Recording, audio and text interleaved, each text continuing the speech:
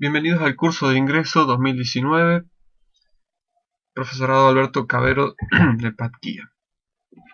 Bien, lo que vamos a trabajar aquí son las técnicas de estudio.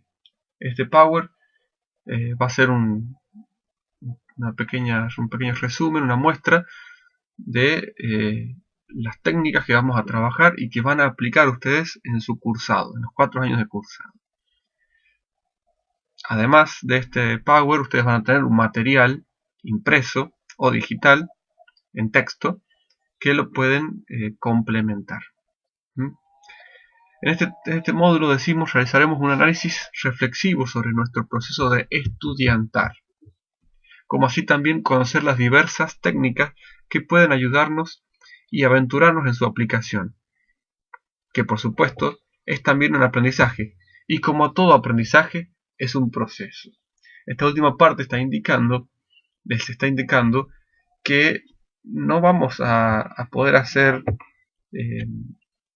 o aplicar las técnicas de estudio de una vez y para siempre de forma perfecta o excelente, sino que esto es un proceso que hay que ir puliéndolo, mejorándolo día a día con la práctica. ¿Qué son y para qué sirven las técnicas? Las técnicas de estudio o estrategias de estudio son distintas perspectivas aplicadas al aprendizaje. Generalmente son necesarias para alcanzar el éxito académico. Hay una gran variedad de técnicas de estudio que pueden enfocarse en el proceso de organizar, tomar y retener nueva información, o superar exámenes.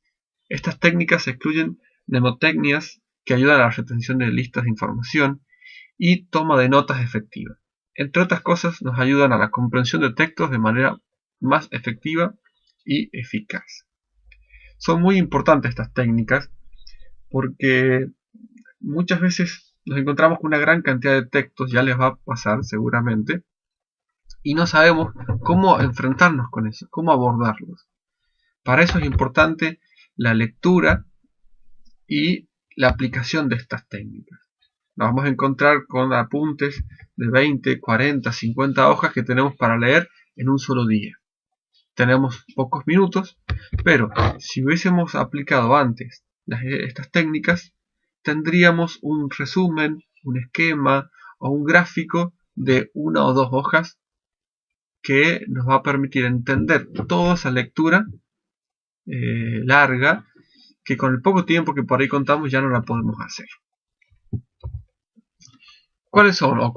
Hay otras, pero vamos a trabajar en el texto y en este video la toma de apuntes, las técnicas del subrayado, el uso del diccionario, los resúmenes, la síntesis, los cuadros sinópticos y los esquemas. Vamos con el primero, toma de apuntes. Escuchar y tomar apuntes, al igual que cualquier otra habilidad, mejorará rápidamente con la práctica. Todos van a mejorar con la práctica. Lo importante es aprender tanto como puedas en clase. Hay que aprovechar las clases, no faltar, porque esto ayudará a entender mejor y a completar tus tareas fuera de ella. Es conveniente ser ágil en la escritura, dado que cuando menos tiempo empleamos en escribir, más tiempo quedará para pensar, razonar e intervenir en el tema que se está tratando. Es por eso que en la toma de apuntes el uso de abreviaturas, convencionales o personales, resulta de gran utilidad. ¿Qué tenemos que tener en cuenta para tomar apuntes? Primero, escuchar. Es importante prestar atención a lo que está diciendo el docente. Luego, entender. No solo escuchar, sino también entender. Pensar. Bien, no es un acto mecánico la toma de apuntes. Hay que pensar. Hay que retener la información. Hay que ordenarla mentalmente y luego escribir. No es necesario escribir todo lo que el docente diga, sino justamente pensar en qué está diciendo, retener cierta información, ordenarla y escribir. Esto que decía, tomar todo está mal. Bien, en el lenguaje oral muchas veces hacemos repeticiones o damos detalles sin importancia. Tomar nada, también mal. porque implica cierta distracción, desconexión o pérdida de tiempo. Hay que tomar notas siguiendo las sugerencias del texto, bien, hay que remitirse al texto, para asegurarse escoger el camino correcto. El texto me refiero a los apuntes que van a tener en el cursado. Cantidad de notas a tomar. Si el contenido de la clase son hechos concretos, es conveniente que tomen una gran cantidad. Si ya ustedes conocen el tema o hay familiarización con el tema, pocas notas y menor cantidad. Por ejemplo, si el docente dice que de esto no hay bibliografía, no van a encontrar nada, entonces también una mayor cantidad de notas, porque si ustedes no quedan con algo escrito luego de esa clase, no tienen cómo recuperar esa información, porque no hay de dónde extraerla. Vamos con la siguiente. Técnica del subrayado. Subrayar es señalar por debajo con una raya alguna palabra, letra o frase. Consiste en poner de relieve mediante rayas, signos de realce o llamadas de atención las ideas fundamentales de un tema. El subrayado solo resultará realmente útil si lo lleva a cabo el propio alumno. Esta técnica proporcionará buenos resultados, ya que además de mantener la atención, facilita la localización del material más relevante en consultas posteriores. El ejemplo de recién.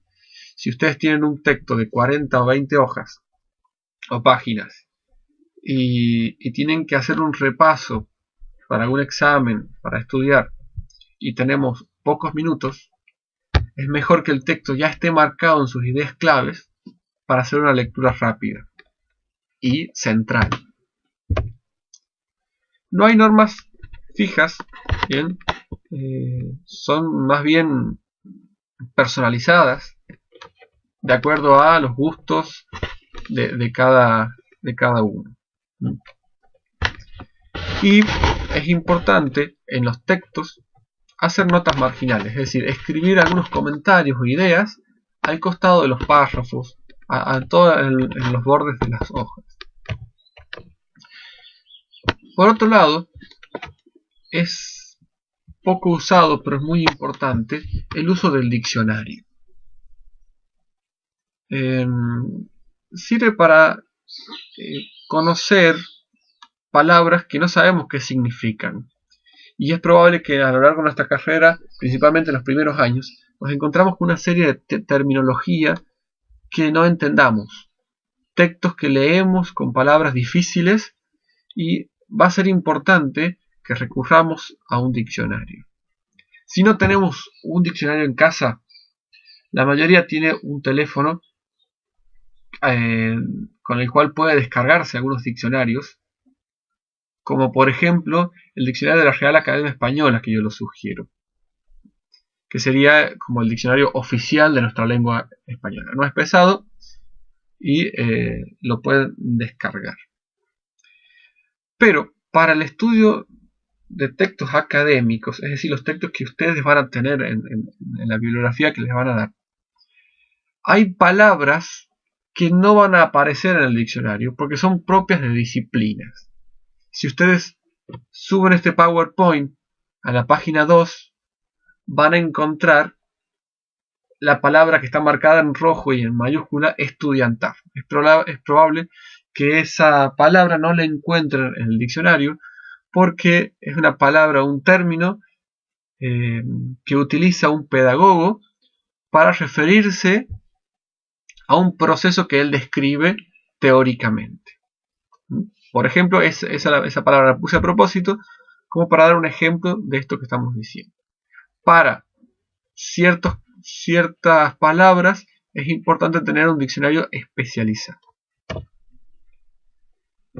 Comenzamos con estas otras técnicas como el resumen. Por medio de un resumen, la información se abrevia sin que pierda su sentido original. En los resúmenes pueden hacerse de dos maneras. Los resúmenes pueden hacerse de dos maneras.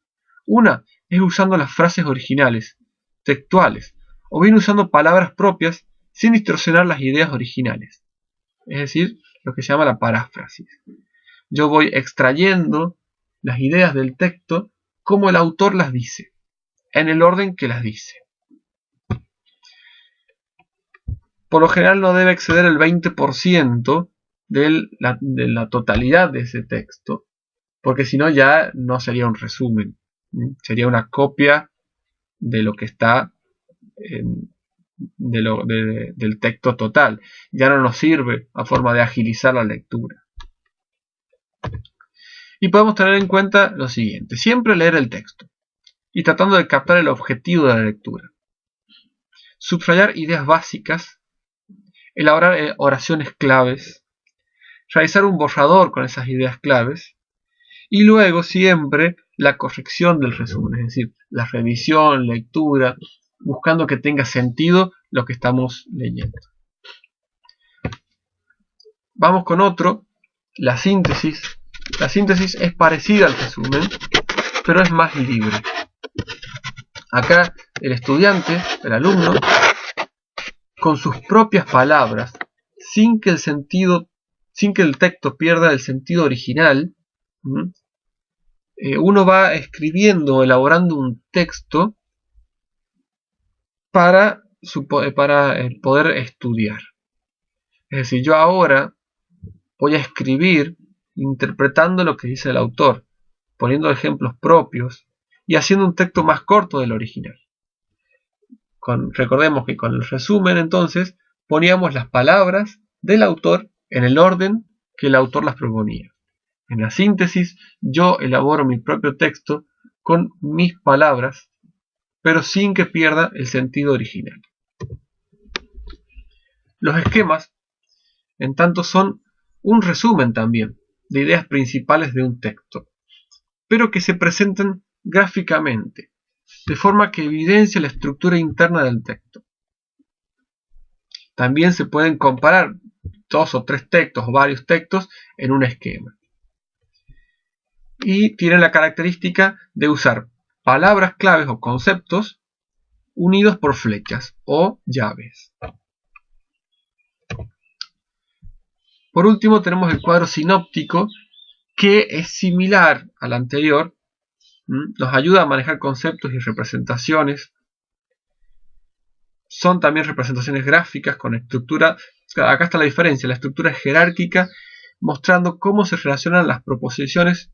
Generalmente se utilizan figuras geométricas como las elipses para encerrar las palabras o enunciados. Esto es un poco más complejo porque ya no son solo palabras, sino definiciones, por ejemplo, y respeta mucho el orden jerárquico de las mismas. Algunas sugerencias para elaborarlos es siempre leer el texto detenidamente, localizar la estructura conceptual, es decir, el orden de los conceptos, localizar, subrayar las ideas principales, recortar rectángulos de papel y escribir allí estos fragmentos que vamos obteniendo. Luego de eso, ordenar los recortes según su jerarquía y hacer nexos, es decir, con flechas uniendo esos rectángulos.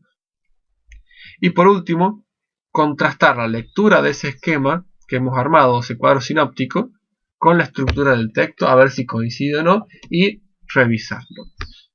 Como verán, este Power no tiene imágenes.